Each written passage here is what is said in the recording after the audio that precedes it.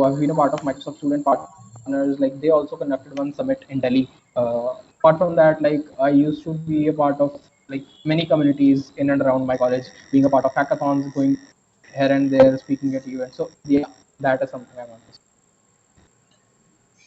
Cooler, and it was nice to hear like you were DSC lead. Along with that, you were part of Microsoft Learn Ambassador. Yeah, You were the lead of it, right?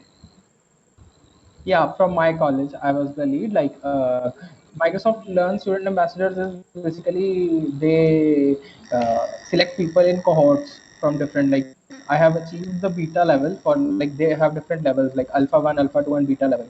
Yeah. So it you are given these batches based upon your performance in that particular event. So I am in the beta level of that particular program. Cooler, and Harsh, you do competitive programming, right? Yeah, I have mostly done data success algorithms on sites like LeetCode and GFG. That is particularly for placement preparation. Like I have solved around 700-800 questions on GFG, some 400-500 questions on LeetCode. Yeah, so that is my viewpoint. Like I haven't done particularly like when you talk about competitive programming, although I have taken part in a lot of content, but I don't code on competitive programming sites. Cool. Yeah, GFG is very good platform to learn, and lead code GFG also. and lead code is what I have followed. Yeah, Like that, they are perfect for placements. cool. I And would suggest if anybody is looking forward to placements, so if you solve questions on these particular like lead code and GFG, similar pattern questions will be asked in your interview. Similar pattern questions will be asked in your online coding test. So if you're able to solve those questions without any difficulty, so definitely there's no like there's no one can stop you. cool. And what about projects, Harsh? Like, what do you feel? Like, Yeah, when I talk about projects, so like as I already mentioned, like you can decide upon any one domain, like either it's web development or it's Android or it's machine learning. So just try exploring these things when you are a bit comfortable with your data structure. I would suggest is first of all you should start learning data structural algorithms, have a strong good hold over data structural algorithms. Like you should be able to solve all medium level questions of DSL goes, and after that you can start exploring any of these fields, like maybe it's Android or web or machine learning. So I particularly made some projects in machine learning, although I have done some projects in web also. So but like any projects would work. Like when we talk about getting internships, so like you should be familiar with the basic software development life cycles, like how that project is being done. Like not a very big, but yeah, simple projects would be sufficient for internships. Like one project is required for your internship, like one good project and 2 to 3 good projects for during the interviews you have a good discussion over your project. Like interviewer asks you about what have you done in this particular project, like, so you should be very clear about your role in that particular thing, right? yes, sir. And there is one question from Ikeshwar. He's asking, how do you manage academics with your internships? Basically like internships, like one internship I did side by side along with academics, that was for ISRO. And the internship of Samsung was in the summer vacations of 2020. So we generally get summer vacations after our second year, third year, final year. So that summer vacation time is used to like we should devote that to getting some industry experience of industry and work with them, or doing an intern. So basically, that was one thing. For ISRO part, like it was during my academics, like it was in the month of December and January. So like the college was there during the daytime. So like I used to discuss with my mentor that was assigned by ISRO during the evening hours, and I used to complete the project during night time. So generally, this was the pattern that I followed during my at ISRO. But overall, it is manageable. There is no hard and fast like you can't manage both academics and internships. It's particularly very fine. And when we talk about academics, so like you might have seen that when there are examinations, so you just need to focus on those exams for the last 10 days or last 15 days that we study, like more focused upon the exams. So try to leave everything for those 10-15 days and just focus upon the coming exams. Then you will get you will be able to score good in your academics as well, and you will be able to do all the other things that you have been doing together. So that is basically, like, I would say, maintain a good CGPA as well. That is definitely going to help you in placements as well, because many companies have the shortlisting criteria based upon CGPA. So definitely maintain a good CGPA. That will help you at each and every point of your placements as well. If you are planning for higher studies, so CGPA is very important. Yes, sir. And like they wanted to ask you like what are the some tips for getting into DSC? DSC Yeah, lead, being a DSC lead. yeah, So being a DSC lead is basically you need to fill an application form that is being released by Google developers each year. So like your college must have a DSC.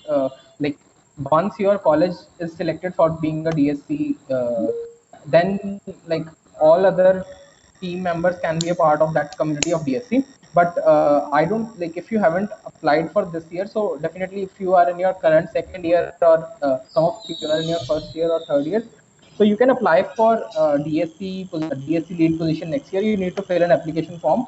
There are like certain video questions, certain essay type questions. So fill those questions. Like they will basically ask you about your community experience, about how you can explain things to people, what are your strong technical aspects. So these things will be asked in those questions. After your application is being shortlisted, then you will be called for an interview, video interview now. So that interview basically they'll judge you, like how good are you at your communication, how can you how well you speak with people, how good you are at your technical skills. So those things will matter in the interviews. Like currently, interviews for DSC leads are going on. People applied, like 11th May was the last date for this year's DSC lead. So I have already, like, I keep people updated on my channel. I have already made one video where I talked about DSC lead and how you can be a part of DSC. So yeah, you can check that video also for applying to DSC next year. yes, sir. And you have an AMA session right tonight at 9 o'clock.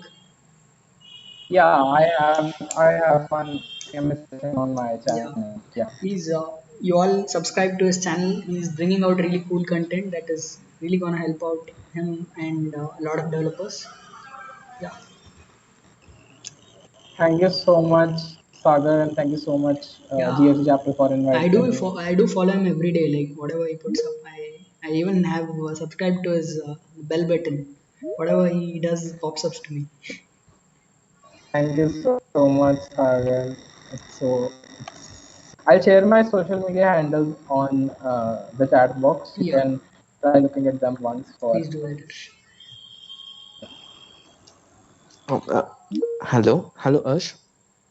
Yes. Yeah, Maruti. So I have a question. So, Yeah, yeah, yeah. what are the prerequisites for becoming a DSC lead? How can I know I am ready to become a DSC lead? Okay. So there is nothing as such that you should know that you are eligible to become a DSC lead. Like everyone who is passionate, who is willing to be a DSC lead, who is willing to take the responsibility. I believe that he is eligible. Like during my time when I was selected as a DSC lead, I didn't have much technical skills. I didn't have but I was more passionate about taking up things, like taking up responsibility, conducting events, more into community. So they'll judge you based upon your confidence. They'll judge you based upon how you present things. They'll judge you based upon how like you should have some technical knowledge, like maybe some projects on web, some projects on Android, some projects on machine learning. So that is one part. But yeah, so like they'll see how much passionate you are about getting into DSC and being a part of this amazing community. I would suggest you to apply for Microsoft Learn Student Ambassadors right now. Like the applications for that are, you can apply for that, and for next year you should definitely try for DSC, being a DSC. I like that is all for being a DSC lead. Like there is one detailed video on DSC, being a DSC lead, I've shared, like where I've shared all the things, like what you need to do, what you need to know. So you can go through that video also. You'll get some better clarity on this. Yeah, thank you. Just one more. Can I? Yeah, yeah. Sure, sure, Okay. sure. So, how did you got to know that ISRO is looking for interns, that too particularly for machine learning? So Yeah, there just is. Uh, it was not about ISRO was looking for interns. They were. I pinged, like there is a term known as cold emails, right? So we generally email people who have certain interest in like a particular domain. So I emailed computer scientist from ISRO, explaining my interest to be a part of the organization and my previous experiences that can help them boost as well. Like that would be a mutual benefit for both the organization as well as me. So I wrote that mail and attached my resume and I shared with him. And luckily, I got the reply from them. And after that, we scheduled the interviews and finally, I went for the same. yeah, yeah. Thank you. I got my answer. Yeah, sure. Thank you so much. Thank you, Harsh. And Thank, Harsh, like, thank you so much, uh, Sagar. yeah, how when we are approaching data structures and algorithms, how many questions should we solve on each topic? Like, there is arrays, there is DP, there is hash. I would say, like, first of all, try to clear your basics, like how those data structures work, like what is the basic building blocks of those data structures, like how do we form a queue, how do we form a stack, like first of all, that thing is to be made clear. After that, if you solve around 15 20 standard questions of those particular data structures, like that would be sufficient for once. Like for arrays, like arrays is a quite big topic, so you can solve more questions for arrays. But for rest of the topics, like for linked list, like hardly there are 20 questions, 20 to 30 questions. Like you will get every time you will get a modification of those 20 30 questions only. For each and every topic, like for trees also, like the questions are very limited. So try solving those 20 30 questions for each topic. You will get those questions on GFG on LeetCode. And whenever you solve those questions, try to make take notes, like try to write some of the important points, like which all things you use in that particular question, or what was your approach when you solved that question for the first. So and try revising that from time to time so that you get to know, like yeah, I have done this question, I have seen this question. So after you have practiced all, you will get to know that you will be able to solve all those 100 to 150 questions that are there for all the topics once standard questions. After that, try solving some modifications of those questions, that will help you, right? Yeah, Harsh. And Harsh, like, how can we contact people from various companies to get internships or to get full-time offers? And not contacting people, basically, like cold emails work very like I would say limitedly. Like you will not be seeing that, you'll not be getting replies from people on LinkedIn, you'll not be getting replies of emails. But yeah, like there are job postings, there are information that are being circulated on particular company's page. Like nowadays many companies are hiring off campus internships, Yeah. for internships as well as for full time. So try being more active on platforms like LinkedIn. Try being more active on platforms like YouTube or any other platforms. Try following people. Try following like, and do maintain your resume. You should have your resume ready at every point of time. Whenever you see there is something, you just send in your resume. You just apply for the particular post, even if you feel that you are not yet eligible. But yeah, I would say definitely you should try. And like it's very sure that if you will be eligible or if you will be selected. But yeah, apply for the same. You will get a new experience. Maybe you will be getting the test link and you will try to solve those three questions in some time frame, and you will be prepared for the next test in a very better way. So this is something that I would like to say. Like rather than being uh, like putting out old emails, try searching the careers website if they have any openings, or try following people on LinkedIn. That would help. Yeah, Harsh. Any questions?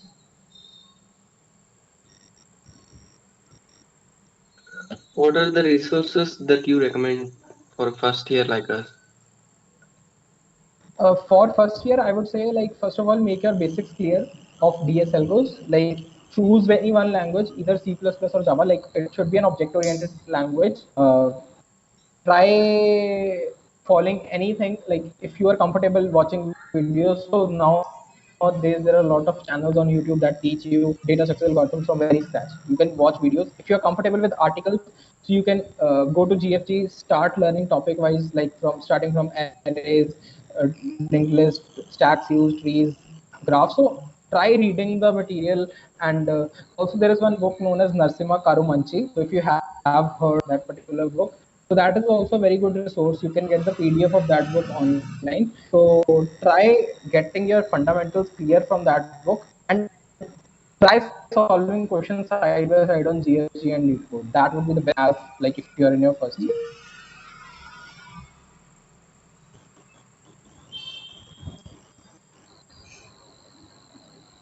Yeah, sure. There is a question that they're asking from when did you start coding? Like, yeah, Have you been? No, I didn't start coding. Like in my class 12th, I had physical education as one of my subjects. I was not aware of what coding is till I was in my second semester, first semester. So I started coding in my third semester, basically, when I was in the starting of my second year. Like during the first year, we had C language, so I did some basic coding in C.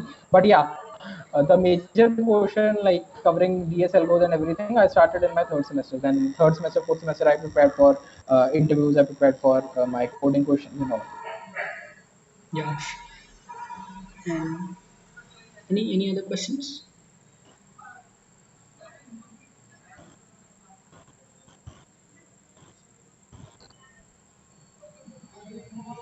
Because what were your funny experiences as an intern at Samsung?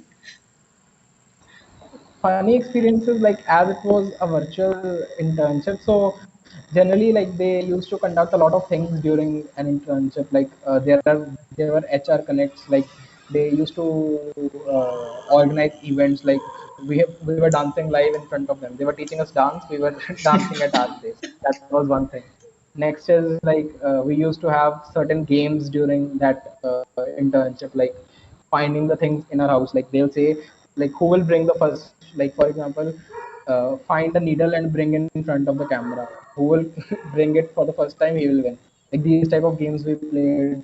Also we had one interns day during our internship. So during that intern, like there were games, there was like a talent hunt round type of thing. Like I was basically anchoring that particular event and conducting certain games. So yeah, that was the fun part of internship. But yeah, if it would have been in the physical mode, it would have been a lot better as compared to the virtual setup.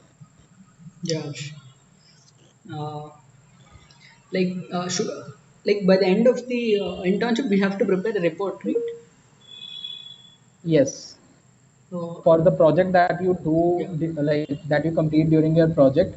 So you have to complete that project. You have to build a project report as well as presentation that to your mentor or your team, your manager. yeah, So based upon that presentation, your mentor or manager gives the feedback whether you have done good or you should be awarded a pre-placement offer or not. That is one thing known as PPO, pre-placement offer. So based upon your performance during your internship, you are awarded PPOs. Also, like this time, due to virtual setup, they conducted separate interviews also for pre-placement offers. So I was awarded the pre-placement offer by Samsung. So I'll probably be joining Samsung in the coming June or July, whenever there is the joining date as a full-time software engineer at Samsung. Yeah, I also have one offer from Lowe's India. Like Lowe's is the second largest home improvement company in Canada. So I have one software engineering offer from them as well. So yeah, that is cool. It is the an best international offer, I guess, internship right? experience. No, it is the company is international company. Like they have their stores all over the world, like in Canada and Louisville. But current location will be Bangalore for the time being. Like the setup is during like we are working from work from home. So they are operating from Bangalore as of now. But yeah, you have the chance to go on site anytime. You're going with Samsung, right? You're Yeah, interested. I'll be joining Samsung. You're interested more in research. Like it's not research, but like in Samsung also I have the position of senior software engineer currently. Okay. So I've done my work. I have done my internship in that teams. So probably I'll be getting the same team my internship in. So I'm more comfortable working with that team. Nice, Harsh. It was great having you, Harsh. And yeah, they're Thank you asking for so some much. project ideas. If you have any. Project ideas, like it can be anything from, like if you're talking about web development, so you can have an e-commerce website is the first basic project that anybody makes for a web development project. So for project ideas, what I would say is like there are hackathons being conducted all over the country. Like you try to go on that hackathons page and see their problem statements. It is not about project ideas. So like if you're facing any problem, like if you see there is any problem or any issue in your locality only, so that becomes a good project idea. For example, like in your college, there is a problem of senior and junior interaction. You're not able to interact with the senior junior. So how can you solve that particular problem? You need to form an application. There's a problem that canteens are very far away from your hostel. So how you can manage this thing using technology, like how you can connect, like if you can develop an app that can help the canteen deliver orders to your hostels. Like it is basically how you perceive a particular problem and then work on that problem to get that into a particular workable project. So that is basically I would like to say. Yeah, cool, Harsh. Thank you. Thank you so Yeah. much for coming in and helping all of us. Thank you so much, Sagar, and thank you once again for inviting me. All the best to everyone who has joined, and you can ping me on my social medias for any queries or questions that you have. Okay. Sure, All bro. the best. Bye bye. Sure, Harsh. And all the best for you also. Good luck for your career at Thank you. Samsung. Thank you so much. All the best. Thank you so much. Bye bye. Thank you. Yeah, Harsh, catch up with Harsh tonight at 9 o'clock.